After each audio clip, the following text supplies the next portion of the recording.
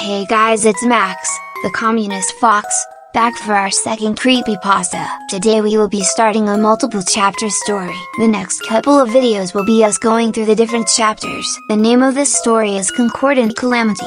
Today's episode will be Chapter 1, Revelation / Cacophony Red, and Chapter 2, Revival / Cacophony Blue. In the comments, let me know what your favorite chapter is. Also, if you want a specific story read, let me know in the comments. Like and subscribe. Now on with the video.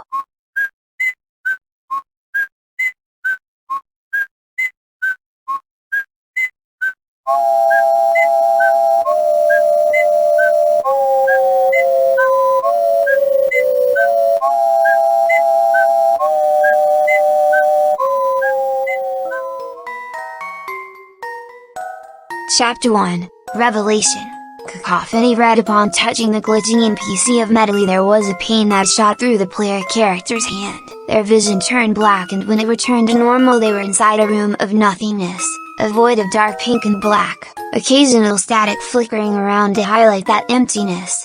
CCSS Soul Red in the abyss. When they looked at their hands, which felt cold and numb, they noticed that they were gray, an off-white color, and they weren't the normal player character hands. They were someone else now, and they started to panic. As they did so, pink glitchy smoke emanated and sparked around from their skin. No words left their mouth. It felt unnecessary to speak. Patting themselves down with those gray hands, they noticed the bracelet type thing on their wrist in the bag they were carrying. "I knew I would get you here eventually," something spoke inside their head, and they snapped their views to where it sounded like it came from. "Welcome to your eternal resting place, Red." Red? That name sounded familiar.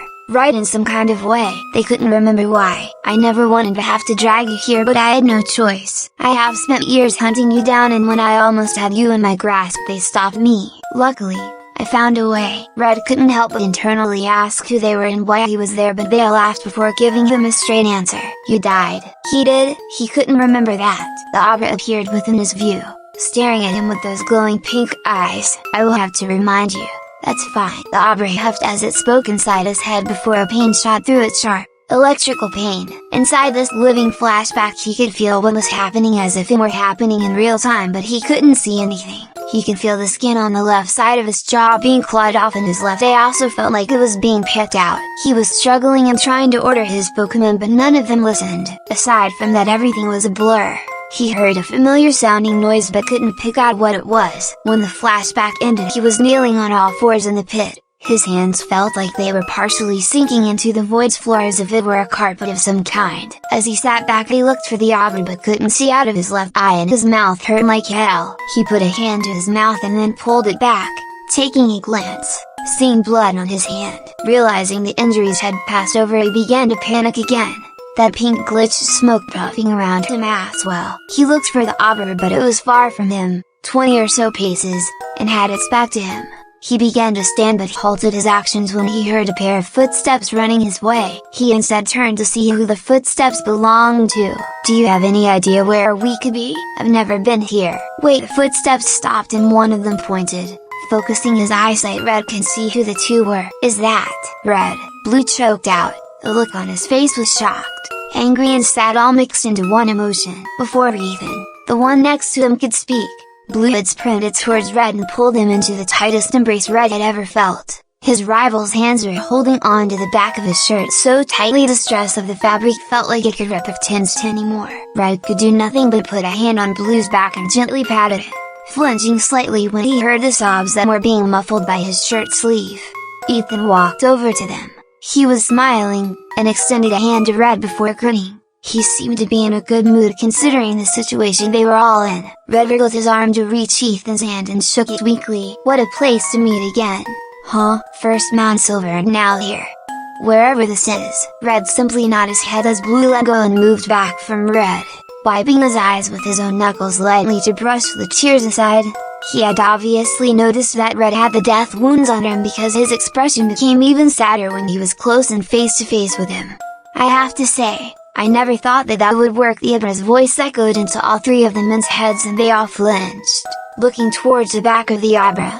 "What the hell did you do? Where are we?" Blue shouted at the Pokémon, which turned back around to face them. "I have been tasked with collecting you, like Pokémon," Ethan asked jokingly. The Abra nodded and smiled. Ethan had fell. In a way, I suppose so. The Abra floated over to the three until it was a few steps away. I have to collect those souls, it spoke, pointing at Blue's chest with one little pointy claw. They're precious treasures to us. Usually I would just deliver them to the afterlife, but not the ones that belong to you three. I've been told not to. Blue put an arm out in front of Red and snarled, "You're not taking our souls. You're already dying." The Abra purred, clear glee in being right in its voice as Blue and Ethan's own injuries started to fade back into existence. Ethan screamed, his left hand shooting up to cover his right arm, which had been cut just above the elbow, the remnant of the arm missing. Not even a few seconds later his eyes started to burn and bubble, frying and eventually melting into a pinkish slop and slipping from his eye sockets, which leaked blood in their absence. Once the eyes were gone, his mouth filled with blood from his throat and he gurgled, attempting to get it to leak out by falling on the floor and tilting his head down, but the blood refused to stop. Blue was in significantly less pain, but had grunted at his own pain, his right hand pressed to the left of his abdomen where there was blood seeping from a rather major wound which was the result of being impaled by something. He coughed up his own fair share of blood due to another wound found where his right lung sat. It was also spilling out its own river of blood. "You two inbred, so mention hopping." The Abra growled and a snap was heard as its head snaps backwards, clean off its body. A dark mist which sparked with pink light flowing from where its eyes were. The body of the Abra fell into the floor and through it as the mist took shape of another entity. The shape was that of a dust noir. Its eye was glowing that same pink. Blue along with Red took a step back, terrified by the event. "It was fun chasing you all around, I admit." CCSS Dust Noir reveals itself. The Dust Noir reached out to grab Blue, who stumbled as far back as he can without falling, glaring at the Pokémon with a look of scared anger. It reached for Red, who backed away in a similar sense. Seeing the game those two were playing, the Dust Noir turned its attention to Ethan, grabbing him by the bleeding throat and lifting him up, watching as he weakly kicked his legs, his left hand uselessly smacking against the Dust Noir's own hand. Red attempted to pull out and throw a Pokeball only to realize he had none. He turned to Blue, who had gone to do the same. They both looked at each other and back at Ethan, who still continued to struggle against the grip of the Dust Noir. Just as a band on the stomach of the Dust Noir began to split open, Ethan was surrounded by a dark purple mist, not too unsimilar to the kind that Dust Noir was formed from after appearing from the Abra. In a few seconds the mist had dispersed and Ethan was nowhere to be seen. "What?" the Dust Noir cried in frustration, looking at its own bloodied palm before glaring at the two remaining trainers. Red, knowing they were next, rushed to Blue and grabbed his hand, running as quick as he could, dragging Blue along with him. "Hey, slow down now. I'm wounded, no?" Blue coughed up more blood, a few specks hitting Red's shirt, finally putting some color on the back of Red's great figure. Blue mumbled a sorry as he focused on trying to not lose too much breath or choke on the blood pooling in his lung. The Dust Noir was far out of their view by the time they had slowed to a halt. Once they had stopped, Blue collapsed, coughing blood onto the floor in frantic breaths, unable to catch the oxygen he required. Red dropped down to him and quickly removed his bag. Looking through it, he found an energy root, putting it to Blue's lips as he managed to gulp in air. "I'm not eating that," Blue grumbled as he ended another coughing fit, but Red urged him to try it. Blue just moved a hand up and pressed against the energy root, pushing it away. Upset, Red opened his own mouth to speak but silenced himself as the same mist that had grabbed Ethan was now grabbing Blue. He and Red tried to tear it away but it didn't work, and soon Blue too was missing, leaving Red alone in the dark. Gulping down anxiety, Red stood and put his bag back on, turning to run but ending up face to face with the Dust Noir, who was now even more unhappy, furious even. The hands of the creature snatched at him and it felt like his bones were being crushed. Closing his eyes tightly, he held his breath. Before his spirit could be taken, he was inside a hotel room. Chapter 2, Revival / Cacophony Blue. Who's awake? Callum's surprised that Red is awake. He's awake. A surprised face was blurry inside of Red's view, but whoever it was helped him to sit up. Red felt at his face and felt the texture of bandages wrapped around the left side of it. His color had also returned. Rubbing at his uncovered eye, he was able to finally focus. Sat on the bed to his left was gold. His eyes bandaged over with fresh bandages and his jacket had been washed, yet the stain of blood was still visible. Standing close to his bed was someone he was sure he had seen before, but he couldn't recall a name, and to his right, sat in an armchair was Blue, who seemed to still be struggling with his wounds. still clutching to his abdominal wound, blood already seeping through clean bandages. "My name's Callum. I'm from Kolos. You probably don't remember me by the look on your face." "He always looks like that," Blue chuckled weakly, getting interrupted by a cough. "Like what?" Gold asked, tilting his head a little. The room fell silent for a moment as the three stared at Gold, all feeling guilty. "Anyways, how did you bring us back from wherever that was?" "Oh well, I was walking around and heard something following me.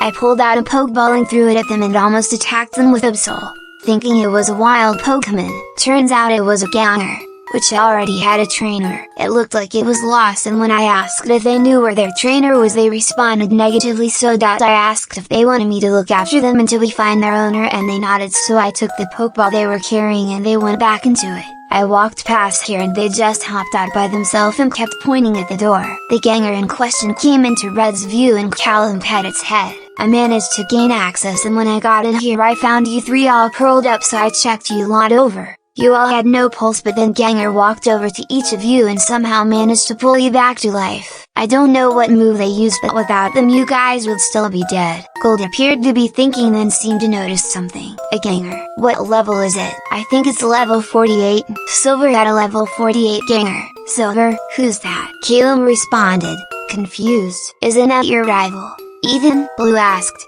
realizing where the conversation was going. Ethan nodded his head, putting a hand out to feel around for the Ganger. The Ganger walked over to him and poked at Ethan's hand with its own. Ethan smiled and gently held his hand before remembering the last encounter he had with Silver, his hand flinching away. "We should probably return it, Cal. We don't know where Silver is." Red closed his eyes and put the second knuckle of his finger under his bottom lip, thinking. Blue turned to him and silently watched Red think. If he was honest, he still couldn't believe that Red was alive again. Not long ago Red had died in his arms as he attempted to rush him to hospital. The experience was still fresh in his mind despite the time that had passed. He couldn't help but replay what he had seen. Blue had been returning from a shopping trip when he had heard the sounds of a Pokemon battle in the forest close to where he was walking. When he had finally reached the clearing, he narrowly avoided a fainted Charizard getting flung towards him and into a bunch of trees. "Hey, watch it!" he had called out, expecting to see two trainers. But what he saw was a bunch of different Pokemon surrounding this one trainer, who seemed familiar to him but was too crowded to be able to clearly see who it was. A tall Rose was trampling the trainer's legs while a Gumptions clawed at their eye, a lichen rocked or skin from their jaw. An Alolan Raikou was standing around idly and a Mimikyu was covering their mouth with their little ghostly paws. Getting a little closer he could see who it was. Red. It was Red. He tossed the bags from the shopping trip aside and yelled at the Pokemon, turning their attention to him. He ran over, but before he could reach them his own Arcanine had jumped out of its ball and bit at his clothes, pulling him back. But in his anger he was able to pull free and get closer. However, this time he was grabbed around the waist by his Magamba, who held him in place, unable to be fought off by him no matter how much he squirmed and struggled. It obviously saddened the Pokemon to see their owner in so much distress, but they knew they couldn't let him run into the battle unless they wanted to risk him being killed. After all, if these Pokemon could defeat Red's team, then Blue stood absolutely no chance. "Can't remember if already done this, Magamba." Holding back Blue. "Let go of me," Blue sobbed, slamming his fist against Magamba's hands as he struggled the best he could, though he was quickly running out of energy. "Red," he cried out, trying his damnedest to reach out to his rival, his friend, his partner in travel. Red tilted his head to face Blue and his eye widened, tears flowing from it. His damaged mouth had whispered Blue's name, and despite it not actually being audible at that distance and volume, Blue could hear it and it sung like 1,000 cuts. The cruel wild Pokemon looked at Ticother, then at Red and finally at Blue before scampering off, leaving the injured trainer on the floor. Magamba finally let go, hesitantly, and Blue sprinted to Red, sliding slightly on his knees as he dropped down and checked the injuries Red had. His eye had been severely damaged and was filled with blood. His jaw was missing its skin and muscle on one side, exposing the bone, and his legs had been crushed, leaving blood from the snapped bones that were poking through the skin. Blue tried his best to keep it together now that he had Red in his immediate reach. He managed to pick him up bridal style, struggling a little, but the adrenaline was able to help a bunch. "Just hang on, okay? You're gonna be okay, Red. You're gonna be okay." Blue was murmuring to Red about how he would be fine, about how he wouldn't be dying, that Blue would get him to safety and back to full health, and that this would just be a bad memory, but he could already feel Red getting heavier. "Hey, come on, don't faint on me," he chuckled nervously. Only when he quickly cast a glance at Red's stomach had he noticed the massive bloody patch on his shirt. "Red, come on, don't make me feed you a revival herb." Despite the joking, he was panicking harder than he ever had in his life. His Pokemon had exited their Pokeballs to collect Red's fainted Pokemon and take them to the Poke Center. By the time Blue had gotten Red to a place that could offer help, Red was far gone. His eyes glazed over and his body heavy. What Blue had felt at that moment had no description. He stood there for a good few minutes, holding Red close, head bowed as he cried, his tears falling and mixing with the blood on Red's chest. When he returned to the hotel without Red, his Pokemon were afraid of him. Some offered comfort, some stood far away to grieve but not risk getting too close. Blue's Evie sat on his shoulder and nuzzled his cheek, its fur collecting the tears that kept falling. Blue lost a Blue after killing the Pokemon. It didn't take long for him to return to where he had left Red so they could figure out the exact cause of death. He knew it was wrong, but he took Red's body and ran back to the clearing. He had gone there to look for clues on where the Pokemon had ran off to, but when he arrived he found them circling a bloodied patch of grass. Blue had taken no Pokemon with him, not even his Evie, but he couldn't let those monsters leave to see the light of the sun that would rise in a few hours, so he lay the corpse down and everything became a blur. He could remember the wet blood sticking to his hands and he could feel the snapping of bones, but he had managed to block the rest from his memory. But once everything was over he couldn't help but cry into his bloodied, fur-covered hands. He refused to look at the carnage he had wreaked upon those Pokemon. He didn't want to do this, so why did he? It was too late now. Without casting a glance at the mangled corpses, he returned to Red and carried his corpse back to the hotel room they were sharing. He laid the corpse on his bed and looked at his own Pokemon, who were terrified of him. After that event he had met Ethan and helped rescue him. His own death had found him at that moment. A strange shuffling noise outside the window behind him and snapped him back to the present. When he was back it was just Red and himself left in the room. Red was laying down and had been staring at him the whole time. He knew he had been. He just knew. Where did Ethan and Callum go? A broken bar. Red nodded to the door and blinked. Blue smiled a little. Despite the fact that he had experienced Red's death, he couldn't help bask in the happiness and relief he felt now that Red was back, even if he was still hurt. Blue got up and sat on the bed Red was on, groaning in pain as he did so. "I'm guessing they went to find Silver?" Red nodded. "Are you going to come with me to go find them?" Red shook his head. "Why?" Red just looked at him. "Ah, right. You probably don't feel too great. Normally I'd bully you into coming with us, but considering what happened, it's probably best you rest." "You're right." Blue sighed and Red sat up again, gently putting his hands to where Blue's wounds were bleeding through. Blue hissed in pain but smiled yet again. "You're saying you're worried I'll just get hurt more if I go?" Red nodded, shuffling a little closer to press a little harder on the wounds. "Oh, I don't worry. I'll be fine." Blue chuckled, finding it funny, and sweet, and plain embarrassing that Red was worried for his health. "You can call me if you need anything, okay? As soon as all this stuff with Silver is cleared up, I'll come straight back here." With that, Blue carefully slid Red's hands off the wounds and got up, putting on a jacket and grabbing his Pokeballs and sunglasses. Despite the fact that his usual goodbye was hanging off the tip of his tongue, he said nothing as he waved goodbye to Red as he left the hotel room and began his search for Ethan and Caleb using Rodak that Liz transport for the full aerial view.